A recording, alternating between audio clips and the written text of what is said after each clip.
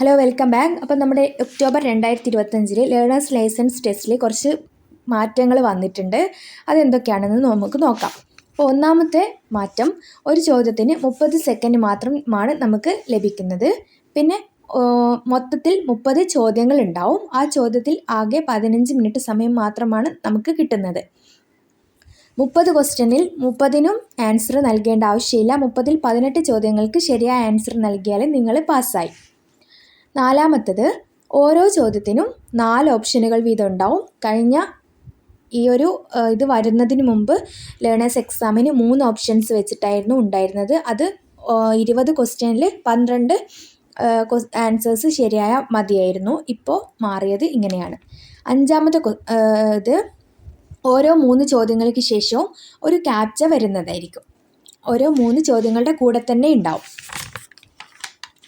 ഇനി നമുക്ക് മിക്ക ആളുകളും ഫെയിലാവുന്നതിനുള്ള കാരണങ്ങൾ നോക്കാം. അധികം ആളുകൾ ഇപ്പോൾ 100ൽ 80% ആൾക്കാർ ടെസ്റ്റ് എഴുതുന്നവർ ഫെയിലാവുകയാണ്. അതിനുള്ള പ്രധാനപ്പെട്ട കാരണങ്ങൾ എന്തൊക്കെയാണെന്ന് നമുക്കൊന്ന് നോക്കാം.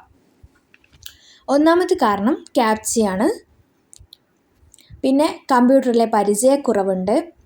സമയം തികയായ്മ കൊണ്ട് ചിലർ ഫെയിലാവുന്നുണ്ട്. ക്യാപ്ചയിലെ സ്പെല്ലിങ് മാറിപ്പോകുന്നത്. പിന്നെ സ്മോൾ ലെറ്റർ, ക്യാപിറ്റൽ ലെറ്റർ എന്നിവ മാറിപ്പോകുന്നു. ക്വസ്റ്റ്യൻസിൻ്റെ ഓപ്ഷൻസ് വായിച്ച് കഴിയുമ്പോഴേക്കും സമയം കഴിയുന്നു. സിഗ്നൽസ് തിരിച്ചറിയാൻ പറ്റാത്തതും, ക്യാപ്ച തെറ്റിപ്പോകുന്നതും, പിന്നെ ക്യാപ്ച കാണാതെ പോകുന്നു. അതായത് ഇപ്പോൾ ഏത് ക്വസ്റ്റ്യൻ്റെ അടിയിലാണോ ക്യാപ്ച വരുന്നത് ആ ക്വസ്റ്റ്യൻ്റെ താഴേക്ക് സ്ക്രോൾ ചെയ്ത് പോയാൽ മാത്രമേ കാണുള്ളൂ.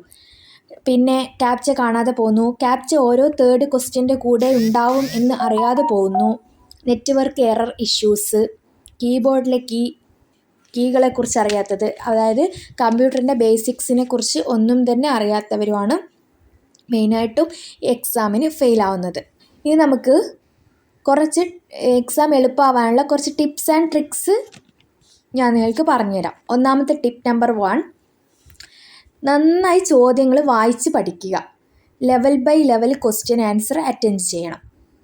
ചോദ്യത്തിൽ തന്നെ signals, road lines, speed, registration number plates, നിറങ്ങൾ, ഹാൻഡ് സിഗ്നൽസ് എന്നിവ സെപ്പറേറ്റ് തന്നെ മനസ്സിലാക്കി പഠിക്കണം. കാരണം ഇതൊക്കെ സെപ്പറേറ്റ് ആയിട്ടാണ് ക്വസ്റ്റ്യനിൽ വരിക. അപ്പം നിങ്ങൾക്ക് കൺഫ്യൂഷൻ ആവും. അതുകൊണ്ട് ഇതൊക്കെ ഓരോ കാറ്റഗറി ആയിട്ട് തന്നെ പഠിക്കുക. ടിപ്പ് നമ്പർ 2, യാത്ര ചെയ്യുമ്പോഴൊക്കെ റോഡിലെ സിഗ്നൽസ്, വഴികളൊക്കെയും നോക്കി വെക്കുക, മനസ്സിലാക്കുക. അത് ചെറിയ യാത്രയായിക്കോട്ടെ വലിയ യാത്രയായിക്കോട്ടെ. ടിപ്പ് നമ്പർ 3, ലേണേഴ്സിൻ്റെ ഡേറ്റ് എടുക്കുന്നതിന് മുമ്പ് തന്നെ നിങ്ങൾ പഠിച്ചു തുടങ്ങണം. ഒരു 70% ഒക്കെ പഠിച്ച ശേഷം ഡേറ്റ് എടുക്കുന്നതായിരിക്കും നല്ലത്. ഓക്കെ. പിന്നെ എക്സാം സിമ്പിളായിരിക്കും എന്ന ധാരണ മാറ്റണം. അത് മാറ്റിയിട്ട് നന്നായിട്ട് അതിനു വേണ്ടി പ്രിപ്പയർ ചെയ്യണം. ക്വസ്റ്റ്യൻ ആൻസറൊക്കെ എഴുതാൻ വേണ്ടിയിട്ട്. ടിപ്പ് നമ്പർ 4 എന്താണെന്ന് വെച്ചാൽ, കമ്പ്യൂട്ടറിലെ ബേസിക്സ് അറിഞ്ഞു വെക്കുക. കീബോർഡിലെ പ്രധാന കീകൾ നോക്കി വെക്കുക. എവിടെയൊക്കെ എന്തൊക്കെ ഉണ്ടെന്നുള്ളത് മനസ്സിലാക്കി വെക്കുക. Back space, shift, caps lock, numbers, alphabets അതൊക്കെ നോക്കി വെക്കുക. അഞ്ചാമത്തെ ടിപ്പ് എന്താണെന്ന് വെച്ചാൽ, ഇംഗ്ലീഷ് ആൽഫബറ്റ്സ് നല്ലവണ്ണം ഒന്നുകൂടി എഴുതി പഠിക്കുക. ക്യാപിറ്റലും സ്മോളും എല്ലാം. ഒരു ചെറിയ മിസ്റ്റേക്കാണ് എക്സാം ഫെയിലാവും. കാരണം നമ്മുടെ കീബോർഡിൽ 0യും Oയും നമുക്ക് ക്യാപ്ചയിൽ തരുമ്പോൾ അത് തമ്മിൽ മാറിപ്പോകുന്നുണ്ട്. അങ്ങനെ ക്യാപ്ച തെറ്റിപ്പോകുന്നുണ്ട്. കാരണം 0 ഓവൽ ഷേപ്പിലും O റൗണ്ട് ഷേപ്പിലുമാണ് ഉണ്ടാവുക. അതുകൊണ്ട് അതുപോലത്തെ ചെറിയ മിസ്റ്റേക്സും കാര്യങ്ങളൊക്കെ ഇതിൽ വരുന്നുണ്ട്. അതൊക്കെ ഞാൻ വീഡിയോ ചെയ്തിട്ടുണ്ട്. ആവശ്യമുള്ളവർക്ക് നോക്കിയാൽ കാണാവുന്നതാണ്. ഇനി ടിപ്പ് നമ്പർ 6 എന്താണെന്ന് ചോദിച്ചാൽ, നിങ്ങൾ പഠിക്കുന്ന സമയത്ത് ടൈം അല്ലെങ്കിൽ അലാം വെച്ച് സമയം സെറ്റ് ചെയ്തിട്ട് പഠിക്കുക. സെക്കൻഡ് സമയമോ മിനിറ്റ് സമയമോ എങ്ങനെയാണെന്ന് വെച്ചാൽ അങ്ങനെ എഴുതി പ്രാക്ടീസ് ചെയ്യുക. എന്നാൽ മാത്രമേ നിങ്ങൾക്ക് ആ ടൈമിൻ്റെ ഒരു ഇത് കിട്ടുള്ളൂ. ഇനി ടിപ്പ് നമ്പർ 7, ക്വസ്റ്റ്യൻ ആൻസേഴ്സ് ചെയ്യുമ്പോൾ പെട്ടെന്ന് ചോദ്യങ്ങൾ വായിച്ച് പെട്ടെന്ന് ആൻസർ ചെയ്യണം. പിന്നെ പ്രധാനപ്പെട്ട ഒരു കാര്യമാണ്, ക്യാപ്ച ക്വസ്റ്റ്യൻസ് ഓരോ 3 ചോദ്യത്തിന് ശേഷം ഉണ്ടാവും എന്ന് നിങ്ങൾ എപ്പോഴും ഓർത്തിരിക്കണം. അത് മറക്കാൻ വേണ്ടിയിട്ട് പാടില്ല. ടിപ്പ് നമ്പർ 8, നമ്മൾ തന്ന ക്യാപ്ച ടൈപ്പ് ചെയ്യാൻ പ്രയാസമുണ്ടെങ്കിൽ റീഫ്രഷ് ക്യാപ്ച കൊടുക്കുക. ടിപ്പ് നമ്പർ 9, എക്സാം സമയത്ത് ഒരു കാരണവശാലും അറിയാത്ത കീകൾ ഉപയോഗിക്കരുത്. അതായത് കീബോർഡിലായിക്കോട്ടെ കമ്പ്യൂട്ടറിലായിക്കോട്ടെ നിങ്ങൾ അറിയാത്ത ഒന്നിലും പോയി ടച്ച് ചെയ്യാൻ പാടില്ല. ഇനി ടിപ്പ് നമ്പർ 10, ടെൻഷൻ മുഴുവൻ ഒരു ബാഗിലാക്കിയിട്ട് എവിടെയെങ്കിലും കളയുക. അതാണ് tip number 10. Tip number 11, captcha നന്നായി മനസ്സിലാക്കണം. ക്യാപ്ചയുള്ള ക്വസ്റ്റ്യൻസിൻ്റെ ആൻസർ മാക്സിമം വേഗത്തിൽ നിങ്ങൾ ആൻസർ ചെയ്ത് ക്യാപ്ചയിലേക്ക് പോവുക. ഇതാണ് നമ്മുടെ 11 ടിപ്സുകൾ. നിങ്ങൾക്ക് നിങ്ങളുടെ എക്സാമിന് ഉപകാരപ്പെടുമെന്ന് വിശ്വസിക്കുന്നു. അപ്പോൾ എന്തെങ്കിലും ഡൗട്ട് ഉണ്ടെങ്കിൽ താഴെ കമൻറ്റിൽ ചോദിക്കാം കേട്ടോ. ഇനി ഞാൻ മറ്റൊരു ഇമ്പോർട്ടൻ്റ് ആയിട്ടുള്ള കാര്യം പറഞ്ഞുതരാം. നമുക്ക് 30-ൽ 18 ആൻസർ മാത്രമേ ശരിയാക്കേണ്ടതായിട്ടുള്ളൂ. ആൻസർ തെറ്റിയാലും ക്യാപ്ച ശരിയായാലും മുന്നോട്ട് പോവാം. അപ്പോഴടുത്ത ക്വസ്റ്റ്യൻ വരുന്നതാണ്. തീരെ പറ്റാത്ത ക്വസ്റ്റ്യൻ ആണെങ്കിൽ നിങ്ങൾക്ക് ഉത്തരം അറിയില്ല, പറ്റുന്നില്ല, ഉത്തരം അറിയില്ല എന്നാണെങ്കിൽ മാത്രം ക്യാപ്ച വരുന്ന ക്വസ്റ്റ്യൻസ് നിങ്ങൾക്ക് സ്കിപ്പ് ചെയ്യാം.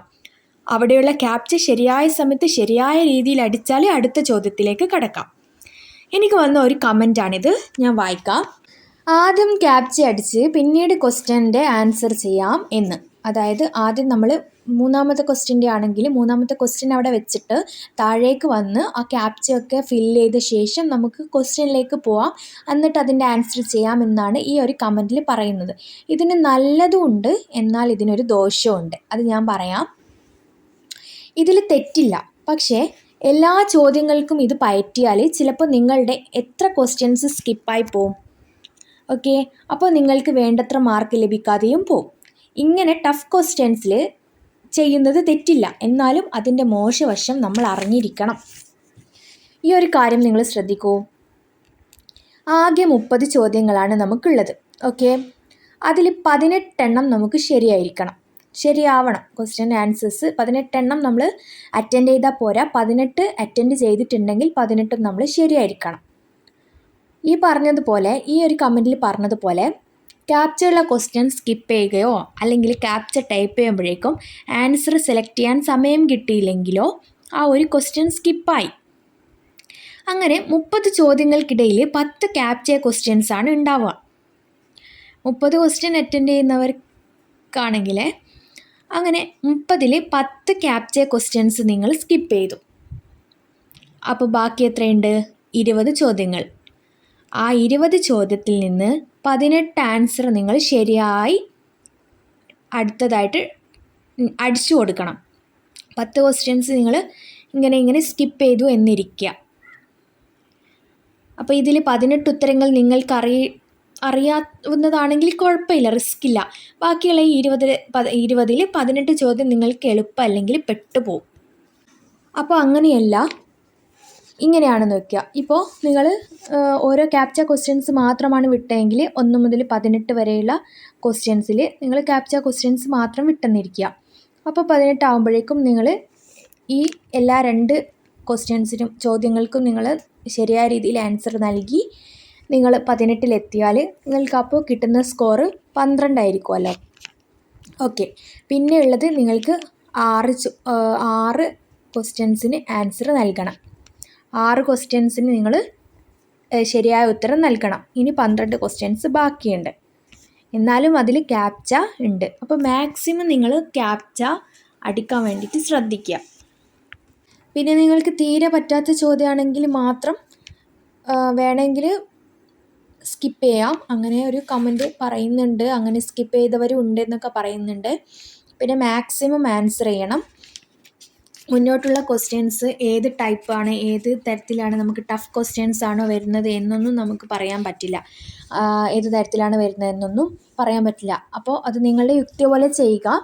മാക്സിമം നിങ്ങൾ ക്യാപ്ച ഫസ്റ്റ് ടൈപ്പ് ചെയ്യാനിരിക്കുമ്പോൾ ചിലപ്പോൾ നിങ്ങൾക്ക് ഈസിയുള്ള ക്വസ്റ്റ്യൻ ആയിരിക്കും സ്കിപ്പായി പോകുന്നത്. ആ ക്യാപ്ചയ്ക്ക് എന്തായാലും ടൈം എടുക്കും. അപ്പോൾ വേഗം ഈസിയുള്ള ക്വസ്റ്റ്യൻ ആണെങ്കിൽ ഈസിയുള്ള ക്വസ്റ്റ്യന് വേഗം ഈസിയായിട്ട് ആൻസർ ചെയ്തിട്ട് ആ ക്യാപ്ച പെട്ടെന്ന് തന്നെ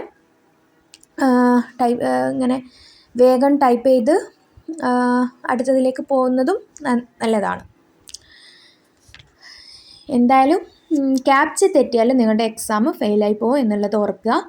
അപ്പോൾ ഈ കാര്യങ്ങളൊക്കെ ശ്രദ്ധിക്കുക. 17 ചോദ്യത്തിന് ശരിയായ ഉത്തരം നൽകിയിട്ട് 18ാമത്തെ ചോദ്യത്തിൻ്റെ ക്യാപ്ചയിൽ ഔട്ടായവർ എൻ്റെ കൂടെ ഉണ്ടായിരുന്നു, എനിക്കറിയാം. അത് വളരെ സങ്കടകരമായൊരു കാര്യമാണ് അങ്ങനെയൊക്കെ സംഭവിക്കുന്നത്. അപ്പോൾ വീഡിയോ ഇഷ്ടമായെന്ന് വിചാരിക്കുന്നു, നിങ്ങൾക്ക് ഉപകാരപ്പെട്ടു എന്ന് കരുതുന്നു. കമ്പ്യൂട്ടർ എങ്ങനെ ഉപയോഗിക്കാം, ക്യാപ്ച എങ്ങനെ ടൈപ്പ് ചെയ്യാം, ക്വസ്റ്റ്യൻസും ആൻസേഴ്സും എങ്ങനെയാണ് വരുന്നത്, ക്യാപ്ചയിൽ സംഭവിക്കുന്ന തെറ്റുകൾ, ക്യാപ്ച എങ്ങനെ ടൈപ്പ് ചെയ്യാം, എക്സാം എങ്ങനെയാണ് ഉണ്ടാവുക എന്ന് വേണ്ട ഈ എല്ലാ കാര്യങ്ങളും, ഇതിനെ പറ്റിയിട്ടുള്ള എല്ലാ നിങ്ങളുടെ സംശയങ്ങളും ഞാനൊരു വീഡിയോ ആയിട്ട് ചെയ്തിട്ടുണ്ട്. എൻ്റെ ചാനൽ നോക്കാൻ നിങ്ങൾക്ക് വീഡിയോസ് കാണാവുന്നതാണ്. അപ്പോൾ വീഡിയോ ഇഷ്ടമായിട്ടുണ്ടെങ്കിൽ ഒന്ന് ലൈക്ക് ചെയ്യുക, ഷെയർ ചെയ്യുക, കമൻറ്റ് ചെയ്യുക, സബ്സ്ക്രൈബ് ചെയ്യുക. ഞാനിടുന്ന വീഡിയോസ് കുറച്ച് പേർക്കെങ്കിലും ഉപകാരപ്പെടുന്നു എന്നറിഞ്ഞതിൽ വളരെ സന്തോഷമുണ്ട്. ഞാനിവിടെ കുറച്ച് കമൻറ്റ്സ് കൊടുക്കാം. അപ്പോൾ എക്സാം എഴുതിയിട്ട് പാസ്സായി എന്ന് വന്നിട്ടുള്ള കമൻറ്റ്സാണ്. ഒരുപാട് സന്തോഷമുണ്ട്. എല്ലാവർക്കും കൺഗ്രാജുലേഷൻസ്. അപ്പോൾ ഇനി എക്സാം എഴുതാൻ പോകുന്നവർക്കും ബെസ്റ്റ് ഓഫ് ലക്ക്. അപ്പോൾ ഇങ്ങനെയുള്ള കമൻറ്റ്സൊക്കെ നമ്മൾക്ക് കൂടുതൽ വീഡിയോസ് ചെയ്യാൻ പ്രചോദനമാവും. അപ്പോൾ നിങ്ങളുടെ ഫീഡ്ബാക്സൊക്കെ കമൻറ്റ്സായിട്ട് അറിയിക്കുക. പിന്നെ എന്ത് ഡൗട്ട് ഉണ്ടെങ്കിലും കമൻറ്റ് സെക്ഷനിൽ ചോദിക്കുക. എനിക്ക് പറ്റാവുന്നതൊക്കെ ഞാൻ റിപ്ലൈ തരാം, അല്ലാത്തത് വീഡിയോ ആയിട്ടൊക്കെ ചെയ്യാം. Thanks for watching.